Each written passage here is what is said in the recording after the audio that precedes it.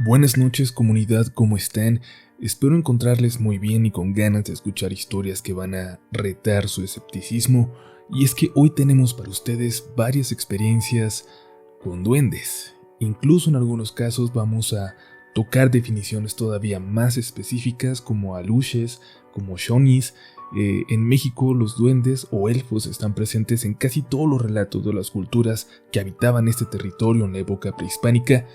Para algunos son leyendas, creencias antiguas nada más, pero hay quien asegura, como van a escuchar a continuación, que los encuentros con estos seres se siguen dando. Apaguen la luz y dejen que vuele su imaginación. Están por entrar a Relatos de la Noche. Hola a todos los que lean o lleguen a escuchar esta historia. Yo sé que mucha gente no cree en duendes y esas criaturas elementales que viven en los bosques, en la naturaleza, pero por dos razones, por dos casos en particular. Yo creo en ellos más que en los fantasmas o en cualquier otra manifestación de lo paranormal. La razón es porque a ellos sí les he visto. Sin problemas puedo meter las manos al fuego por la certeza de lo que vi. Hoy quiero aprovechar y contarles la primera de estas experiencias. Por el trabajo de mis papás hemos vivido en varias ciudades de México, y yo sé que es bien sabido, o al menos lo cuentan las leyendas y relatos populares, que los chaneques se encuentran en el centro y sur, y los aluches, por ejemplo, en la península de Yucatán y en todas las zonas tocadas por la cultura maya. Pero esta experiencia se dio en Sonora, al norte de México, en un pueblo llamado Loma de Bacum, donde en ese entonces aún vivía una tía, hermana de mi abuela, la más querida por mi madre. El resto de la familia se encuentra en Ciudad Obregón, pero cada que íbamos para allá aprovechábamos para pasar por ahí, por Bacum, quedarnos un fin de semana en casa de la tía, convivir con ella. Aquella ocasión no fue la excepción, pero esta vez habíamos intentado el viaje en carretera.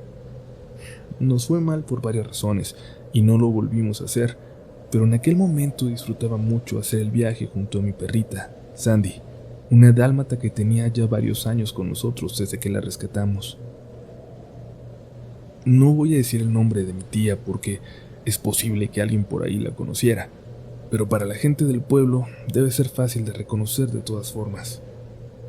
Una mujer muy solitaria, que no platicaba con las señoras del pueblo, que se la pasaba en su casa con sus plantas. Solo fuimos a verla mi mamá y yo. Nos acomodamos como siempre al llegar en el cuartito desocupado que ella tenía. Llegamos tarde. Yo me quedé dormido muy pronto y mi mamá se quedó platicando con mi tía, disfrutando el aire fresco de esas horas en aquella mesa en el porche, en medio de unos días de tanto calor. Mi perra se metió un rato conmigo, pero luego se fue con mi mamá y luego se puso a investigar entre las plantas y mi mamá la dejó quedarse afuera. Pero luego, en la madrugada, algo me despertó. Un sonido. Era Sandy, que parecía llorar allá afuera, pero no lloraba fuerte, no como que algo la estuviera lastimando. No era un sonido que nos fuera a despertar a todos. No. Lloraba como si estuviera dormida y algo le doliera, o como si estuviera soñando feo y se estuviera quejando.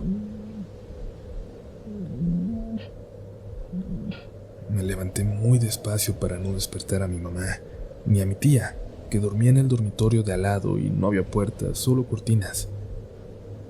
Sin hacer nada de ruido, me acerqué hasta la ventana para intentar ubicar a Sandy en el patio. No tardé en encontrarla. Ella estaba tirada como dormida, pero había algo a su lado. Algo parecía como querer amamantarse de ella o algo así. La jaloneaba de esa zona. Era como un bebé de semanas de nacido. Solo así podría describirlo. Ni siquiera lo pensé, solo le grité que la dejara, y sin voltear a verme se fue corriendo hacia las plantas y se perdió en la oscuridad. Salí corriendo por mi perra. Mi mamá salió detrás de mí y momentos después llegó mi tía. Les expliqué o intenté explicarles lo que acababa de ver, pero mi mamá parecía más preocupada por hacer reaccionar a Sandy que por mi historia. Mi tía, sin embargo, sacó un frasco negro y de ahí empezó a echar agua entre las plantas. «Es un shoni», me dijo. «A veces se meten al jardín a secarme las plantas». Cuando Sandy despertó, parecía que lo hubieran drogado. De hecho, estuvo como 2 días más casi sin moverse. La llevamos al veterinario, pero no nos dijo que tuviera nada, solo que parecía estar débil. Eventualmente se recuperó y hasta días después volví a platicar con mi mamá de lo que vi aquella noche, cuando le estaba platicando a mi abuela, ya de regreso en casa, lo que le había pasado a la perrita, lo que yo había visto. La abuela siempre fue muy distante de su hermana, así que nunca le preguntó al respecto. Recuerdo que antes de despedirnos aquella vez, mi tía me dijo que me contaría otras experiencias que había tenido con esas criaturas, pero lamentablemente murió antes de que yo pudiera volver.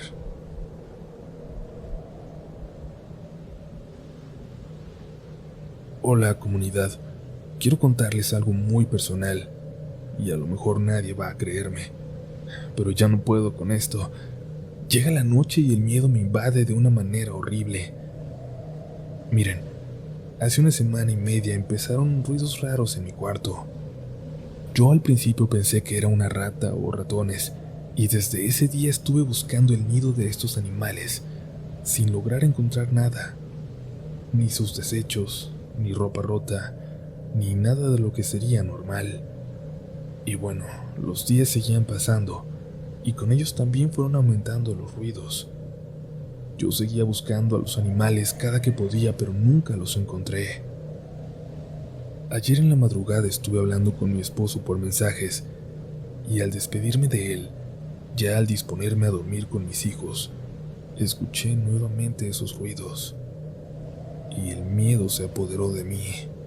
Y es que escuché que movieron la sillita mecedora de mi bebé, y al voltear a ver qué era, para mi sorpresa, para mi horror, vi un duende. Tal vez no me crean, pero yo estoy segura de lo que vi. En cuanto se dio cuenta de mi mirada, corrió detrás de un mueble y ahí se ocultó, y yo, sin asimilar lo que acababa de ver, le marqué a mi mamá para que fuera a mi casa, a mi cuarto, ya que literalmente mi cuerpo no reaccionaba.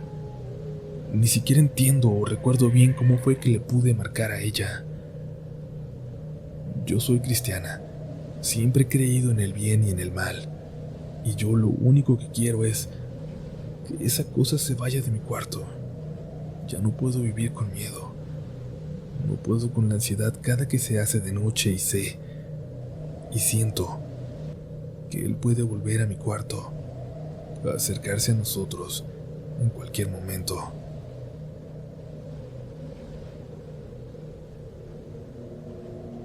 Hoy quiero compartir una historia sobre los aluches. No la viví yo, así que trataré de ser lo más apegada a lo que recuerdo de esa charla. En una ocasión me encontraba con una amiga platicando, hace cerca de 12 años, y una de sus hijas me preguntó si yo creía en estos seres. Le respondí que si se refería a esa especie de duendes, sí creía. Ella me preguntaba por qué su hermana mayor, una estudiante de antropología de aquí de Mérida, en ese tiempo, había tenido una experiencia junto a varios compañeros cuando fueron a hacer unas prácticas a una zona arqueológica en Chiapas, más precisamente en Yaxchilán. Contó su hermana que al llegar a esa zona, varios jóvenes, eran entre 15 y 20 estudiantes del 4º semestre de la carrera, iban muy entusiasmados y tomaron camino a pie hasta cierta zona específica que buscaban. Llevaban cada quien su equipo de excavación y tiendas de campaña para pasar la noche a la intemperie por varios días. En el camino y con un guía al frente, encontraron pequeñas albarradas en círculos. Medían como 1 metro de diámetro más o menos, y de altura habrían tenido unos 50 centímetros. Algunos jóvenes, los que iban haciendo más desastre y tenían ganas de llamar la atención, empezaron a derrumbar esos círculos. El guía, visiblemente enojado, les dijo que no lo hicieran, ya que eran de los guardianes de esas tierras, que si no respetaban les iba a ir muy mal. El maestro les llamó la atención, pero ellos solo se rieron y siguieron avanzando. Cuando llegaron al área donde debían de levantar el campamento, ya empezaba a caer la noche. El guía les dijo que se apuraran a armarlo, y que él al día siguiente pasaría por ellos. El maestro, extrañado, le preguntó si no se iba a quedar con ellos como siempre, y el guía solo respondió que no quería enfrentarse a los dueños del monte, que seguramente estarían muy enojados por lo que habían destruido los muchachos. Los jóvenes responsables de los hechos solo rieron nuevamente y bromearon diciendo que ellos los iban a ahuyentar, que no tuviera miedo, que se quedara, pero el guía se fue sin dar más explicaciones. Armaron el campamento, prepararon la cena, cantaron, bromearon, y de repente, las luces de las lámparas que tenían sobre ramas de los árboles bajaron de intensidad. Todo el mundo se inquietó y buscaban explicaciones. Una de las jóvenes distinguió entre las hierbas crecidas dos lucecitas, como si fueran unos ojitos muy brillantes, rojos, y alguien supuso que eran de algún animalito, ya que se veían muy cerca del suelo. Después otro joven gritó, vio otro par de esas luces, y empezaron a sentirse incómodos y con temor. El maestro les pidió que guardaran la calma, que lo más probable es que fueran gatos del monte o algún otro animal nocturno. Más jóvenes agarraron sus lámparas de mano y enfocaron la luz hacia las ramas de donde salían aquellos ojos, pero todas las lámparas se apagaron. Ahí se desató el pánico. El maestro les dijo que se acercaran a la fogata y se calmaran, pero en ese momento la fogata también se comenzó a apagar y notaron que había decenas de aquellos pares de ojos y que al parecer los estaban rodeando. Trataron de guardar la calma, pero de repente se escucharon muchos pasos corriendo y cuando menos lo esperaban, sintieron que llegaban hacia ellos a una velocidad increíble. Parecían ráfagas de viento a su alrededor y no más arriba de las rodillas. El caos y el pánico se apoderaron de todos. Salieron corriendo en todas direcciones y a lo lejos se escuchaban los gritos de los jóvenes que habían destruido las formaciones. El maestro, como podía, trataba de darles órdenes para que estuvieran en un solo lugar, pero era inútil. Al final solo acertaron a sentarse en el piso y agachar la cabeza y tapárselas con las manos. Nadie sabe explicar bien cuánto tiempo duró todo eso. Solo saben que les amaneció estando en esa misma posición. No supieron cuándo se quedaron dormidos, o si se desmayaron o qué, pero amaneció, y vieron que todo el campamento estaba destruido. Sus víveres regados por todos lados, las tiendas y las mochilas estaban completamente destruidas. El maestro hizo el recuento de los jóvenes y todos estaban ahí. Se podría decir que todos estaban sanos y salvos, pero los que habían hecho los destrozos estaban arañados y golpeados. Temblaban de pánico. El resto de los alumnos solo estaban asustados, pero a ellos no les habían hecho daño. Cuando llegó el guía, no se sorprendió de ver tal caos. Solo les dijo que se habían desquitado por lo destruido, por los daños hechos a sus estructuras, y que si querían que ahí acabara todo, regresaran a repararlas y hacerles una ofrenda. El maestro le reclamó muy molesto y le preguntó que por qué diablos no les había dicho lo que podía pasar. Pero el guía solo respondió, ¿y me hubieran creído? Nadie dijo nada más. Al regresar, los jóvenes repararon el daño. Las chicas recogieron flores silvestres e hicieron una corona y la ofrendaron. Cuando me lo contaron me interesó saber más al respecto y le pedí a la chica el contacto del maestro para platicar más sobre el tema, para que me diera más detalles. Pero después la chica que vivió todo esto me dijo que su maestro no quería hablar nunca más al respecto. Comunidad, nos queda una historia más De hecho, la anterior y la que sigue nos las ha compartido Atenea Marfil en el grupo de Facebook de Relatos de la Noche, donde ya saben que pueden compartir sus historias para que las leamos todos. Y antes de continuar, les recordamos suscribirse a este espacio, a Relatos de la Noche, para que sean parte de esta comunidad, la mejor comunidad en YouTube, lejos, pero no quiero decirles más, ustedes se van a dar cuenta cuando sean parte de ella. Síganos también en nuestras redes sociales, RDLN Oficial en Twitter e Instagram, y no olvides que la mejor forma de apoyar este proyecto es compartiéndonos tu historia. Ahora sí, vámonos con el último relato de hoy. Seguimos en Relatos de la Noche.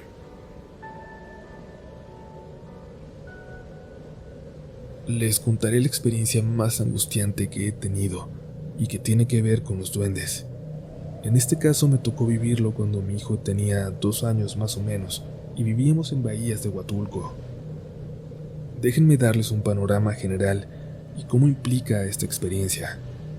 Para empezar, él es hijo único y no esperado, ya que después de haber perdido 3 embarazos y verme al borde de la muerte, decidí ponerme el dispositivo para evitar otro. Pero un día, después de una caída en pleno centro del pueblito y convulsionarme, en el hospital me dieron la noticia.